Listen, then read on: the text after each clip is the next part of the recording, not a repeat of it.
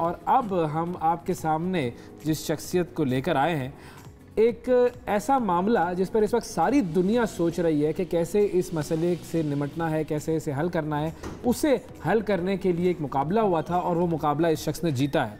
इन साहब का नाम है डॉक्टर वसीम सज्जाद। ताल्लुक़ इनका है national university of medical sciences से, वहाँ पर असिस्टेंट प्रोफेसर हैं, साइंसदान हैं और सस्टेनेबल रिसर्च इनोवेशन कांग्रेस, ये कंपटीशन हुआ था और इसके अंदर इनका एक प्रोजेक्ट था जो था एलजी वेस्ट टेक्नोलॉजी और कार्बन कैप्चर के हवाले से। हाँ। अब उसे एलजी कहें या एलगे कहें, साइंस जो है वो कुछ भी कह सकती है। LG waste technology for carbon capture, बुनियादी मुद्दा है कार्बन कैप्चर और इस कंपटीशन को उन्होंने जीता था। डॉक्टर वसीम सज्जाद साहब हमारे साथ मौजूद हैं। अस्सलाम वालेकुम सर। वालेकुम सलाम, थैंक यू सो मच। बहुत शुक्रिया, आपने वक्त निकाला। सबसे पहले तो हमें बताइए कि ये कंपटीशन था, ये क्या था, फिर प्रोजेक्ट पर भी आते हैं कि आपने क्या बनाया था। राइट, सो बेसिकली हर साल वेलमेंट फंड एंड फ्यूचर आर्ट, दो ऑर्गेनाइजेशन है, वो कंपटीशन ओपन करते हैं under the sustainability research innovation Congress 2022 जो इस दफ़ा हुआ। तो उसमें कार्बन कैप्चर पे डिफरेंट आइडियाज़ का कंपटीशन था, जिसमें मैंने ये technology which is based on the LG, जो कि एलजी बेस्ड टेक्नोलॉजी है, ताकि एलजी से हम कार्बन डाइऑक्साइड को कैसे कैप्चर करें और जो ग्लोबल वार्मिंग का इशू है उसको कैसे रिड्यूस किया जाए।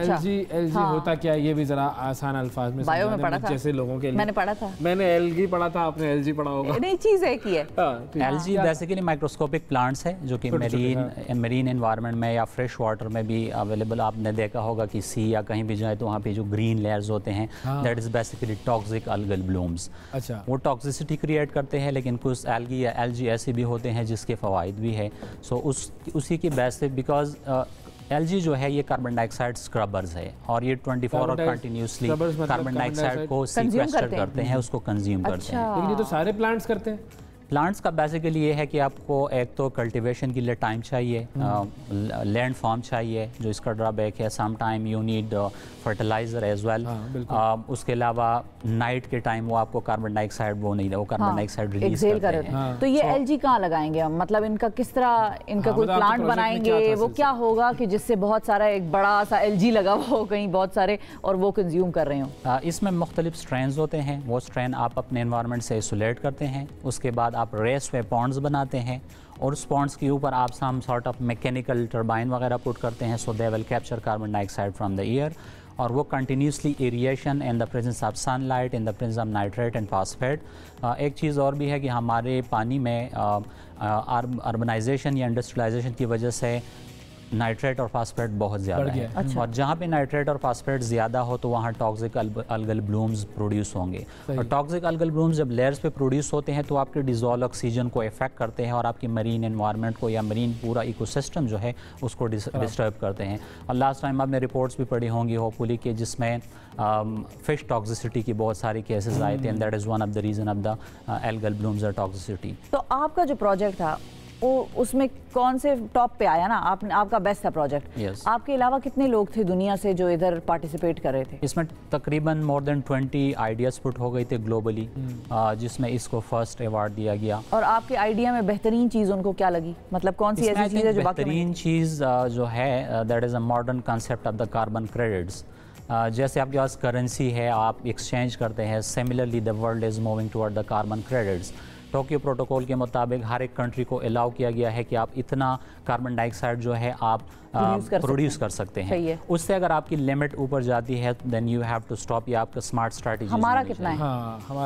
हमारा एग्जैक्टली पाकिस्तान का तो कुछ स्टेट्स अवेलेबल नहीं होते, लेकिन यस एग्जैक्टली एक डाटा मैं आपको रफ बता सकता हूँ कि आपका जो मेनौड़ा का चैनल है that excrete 1,30,000 ton of the nitrate each and every year. उसके अलावा 1,20,000 टन तक समथिंग राउंड अबाउट फिगर जो है वो आपकी ऑर्गेनिक वेस्ट होता है और आप जाके सी में जाके गिर जाता है। जितना मैंने इस चीज़ को पढ़ा था मुझे ये बात समझ में आई, शायद गलत हो आप उसकी तस्दीक कीजिएगा, कि बहुत सारे ममालिक जो सबसे ज़्यादा कार्बन एमिशन करते हैं वो कोई इतने ख़ास इंटरेस्टेड नहीं है इस चीज़ को कंट्रोल करने में।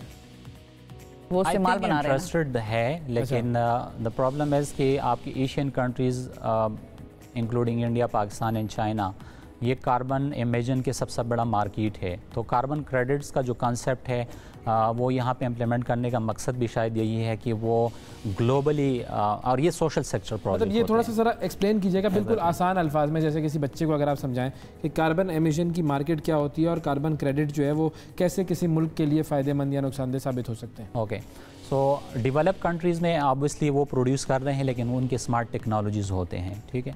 लेकिन पाकिस्तान में या जितनी भी डेवलपिंग नेशंस है, नॉट ओनली पाकिस्तान, चाइना हो गए, आपका इंडिया, ये सबसे बड़ा मार्केट इसलिए है क्योंकि ये ट्रेडिशनल मॉडलिटीज़ पे चलते हैं। मतलब आपकी एडवांस टेक्नोलॉजी यहाँ पे कहीं भी मतलब इम्प्लीमेंट नहीं, कार्बन एमिशन ज़्यादा होती है, कार्बन एमिशन ज़्यादा है।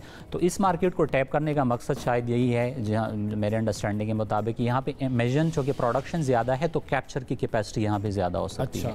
और वहाँ पे चूँकि इमेजिन कम होगा, सो वहाँ पे अगर वो प्रोड्यूस भी कर रहे हैं और यहाँ पे कैप्चर करेंगे, सो वो जो रेशो है ग्लोबली उसको मीट करने के लिए they are tapping such countries under developing nations. तो हमें इसमें जी डेफिनेटली फ़ायदा इसमें डेफिनेटली होगा। एक तो आपका टेक्नोलॉजी ट्रांसफ़र होगा, एंड अनफॉर्चुनेटली पाकिस्तान में जो एक स्टीरियोटाइप या मिथ्स है specially in the biotech sector की बायोटेक्नोलॉजी इतना ग्रो नहीं कर रहा because it involve some innovative strategies. तो कर रहा है ग्रो पाकिस्तान में अब कोशिश की जा रही है कि यहाँ पे ऐसे टेक्नोलॉजी इंस्टॉल की जाएगी जो कि बायोटेक सेक्टर ग्रो करे।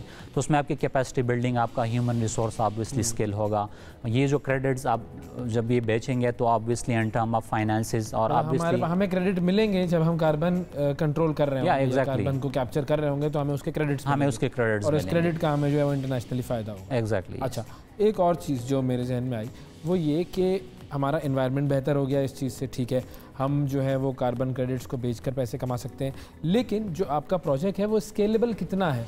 क्योंकि बहुत मरतबा ये होता है कि एक प्रोजेक्ट है, आपने उसको सैंपल पाकिस्तान में इम्प्लीमेंट कैसे होगा, और कितने बड़े रकबे पर हम उसको पोटेंशियल कितना है कि इम्प्लीमेंट कर सकें? इसमें इम्प्लीमेंटेशन से रिलेटेड कुछ पैरामीटर्स ज़रूर होते हैं जिसको आपने देखना है। एंड ऑब्वियसली जब आप फील्ड में कोई टेक्नोलॉजी लेके आते हैं, सबसे बड़ा हार्ड आपका होता है दैट इज़ रेगुलेशंस। तो आपके रेगुलेटरी अफेयर्स उसमें या जितनी भी आपके पॉलिसी मेकर है उस चीज़ में कितना इंटरेस्टेड है। प्लस इसमें आपके फील्ड में ऑब्वियसली इश्यूज़ आते हैं but you have technical experts जो आपके उन इश्यूज़ को सॉर्ट आउट कर सकते हैं। So it's not a rocket science.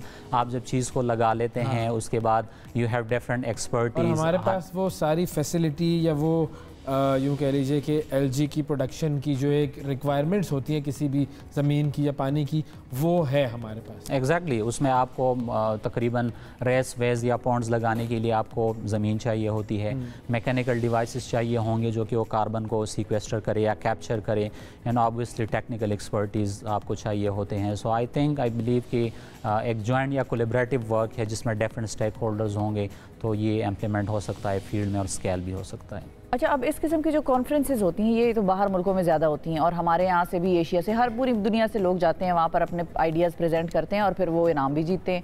उन ममालिक में इन प्रोजेक्ट्स की इम्प्लीमेंटेशन कितनी तेज़ है और हमारे यहाँ अगर हम कंपैरिजन करें पाकिस्तान में या इंडिया में भी फॉर दैट मैटर, वो कभी उस तरह से कॉन्फ्रेंस नहीं हुई कि हमारी तरफ से भी कोई गया हो या दुनिया से आए हो लोग।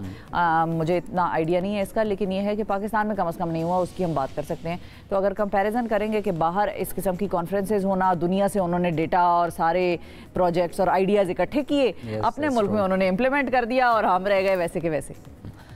इसमें बहुत सारे इश्यूज़ है।